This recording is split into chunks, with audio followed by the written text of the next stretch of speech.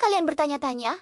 Sebelum menjadi kerajaan raksasa dengan Firaun dan piramida megahnya, Mesir itu seperti apa? Ternyata, sebelum tahun 1006, 3100 SM, Mesir bukanlah satu negara, melainkan dua kerajaan besar yang hidup berdampingan di sepanjang Sungai Nil.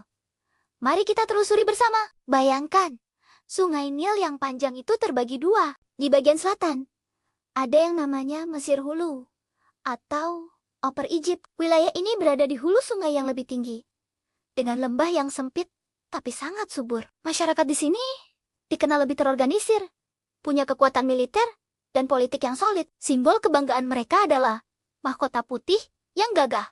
Namanya Hejit. Mereka adalah kekuatan dari selatan. Sekarang, kita bergeser ke utara, ke Mesir Hilir atau Lower Egypt. Ini adalah wilayah delta Sungai Nil yang super luas dan subur banget. Kalau Mesir Hulu punya kekuatan militer, Mesir Hilir punya kekuatan ekonomi. Delta Nil menghasilkan panen melimpah dan menjadi pusat perdagangan yang ramai. Simbol mereka, mahkota merah yang khas, disebut Deshret. Jadi, bisa dibilang, ini adalah pusat kemakmuran Mesir kuno. Yang menarik, meskipun mereka adalah dua kerajaan yang berbeda, budaya mereka sangat mirip. Mereka menggunakan bahasa yang sama, punya teknik bertani yang serupa, bahkan kepercayaan dan gaya hidup mereka hampir identik.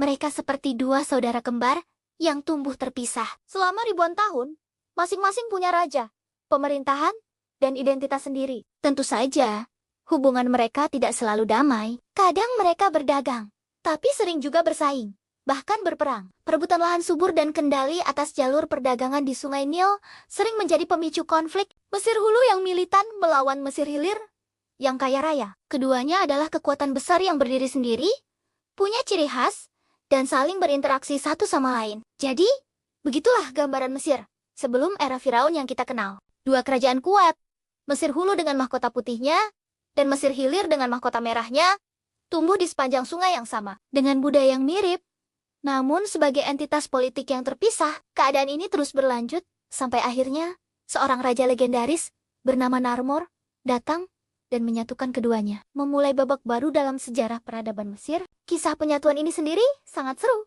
dan akan kita bahas di video selanjutnya. Jadi, jangan lupa subscribe agar tidak ketinggalan ceritanya. Terima kasih sudah menonton. Sampai jumpa.